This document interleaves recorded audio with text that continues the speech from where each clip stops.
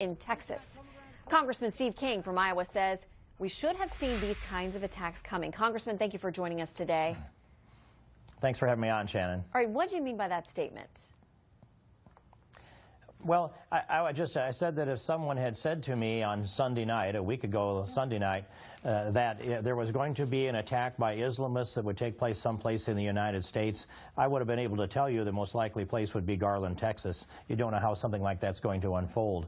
But in the time that I have spent, especially dealing with the immigration and border security issues and, of course, the international things that one does as member of Congress, I come across these cases where we will intercept someone sneaking into America who is a person of interest from a nation of interest. And I happen to have encountered the times that I learned of 7 of those altogether, but they're turned over to the FBI immediately and it becomes a classified situation.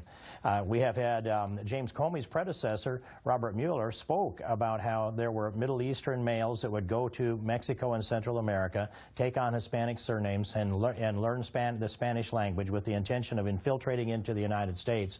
Now we have James Comey speaking of this by perhaps thousands are tracking ISIS on the websites. They're using it globally. It's having an effect in the United States. We're labeled the Great Satan, and so eventually this is going to come out. It happened Sunday night, and it's likely to happen again.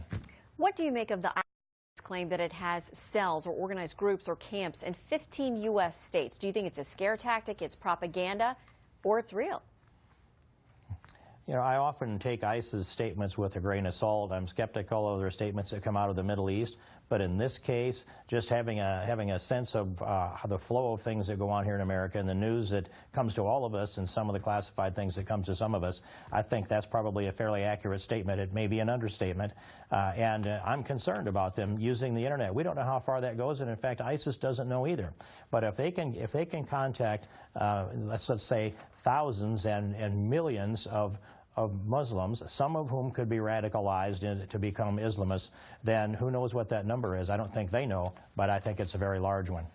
In this context of worrying about growing terrorism from inside the U.S., and also we have been hearing from the FBI Director Comey that there are investigations about radicalization within all 50 states. I mean, all across the country. These are not isolated incidents. This week, the ruling from the Second Circuit on the NSA surveillance program. A lot of good folks on both sides of the issue. This morning, your colleague, Congressman Call, who chairs the Homeland Security Committee, said, you know, NASA's collection of metadata has been important. It's been necessary for stopping other attacks. But the court said basically it went way too far and that it couldn't conceive that the way the program is being used is what Congress intended. And at least if it did, Congress needed to be much more explicit about that. We know a renewal period is coming up. What do you think happens?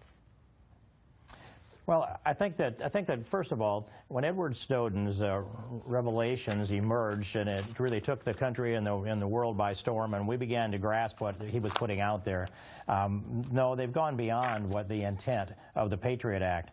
But we've essentially, as a nation, we've hyperventilated over the component that is the metadata collection. Snowden did so much damage to the United States and our security. I don't know that I can articulate how bad that is. I will just tell you that I have read all the data available in the classified room, and I've gone through most of it twice. But on the metadata side of this, it's useful to our intelligence. And yet the public says we don't want the federal government collecting any of this metadata unless it's by a warrant. And so we're at this place now where we can ask the telecommunications companies, the telecoms, and give them some liability protection, then and ask them, will you hold that data so that it's available when the United States Intelligence Services need to run a search that would be approved by a FISA court. I think that's the best solution that we can get. I offered an amendment in the Judiciary Committee to ensure that. It failed again, but I think it's politics that caused it to fail, not good judgment. Well, we'll watch to see how the reauthorization does or doesn't play out on the Hill. We know the founders gave us the Fourth Amendment for a good reason. Congressman, great to have you with us today. Thanks for your time. Happy Mother's Day to everyone that listens to Fox. Thanks a lot, Shannon. Thank you so much. All right.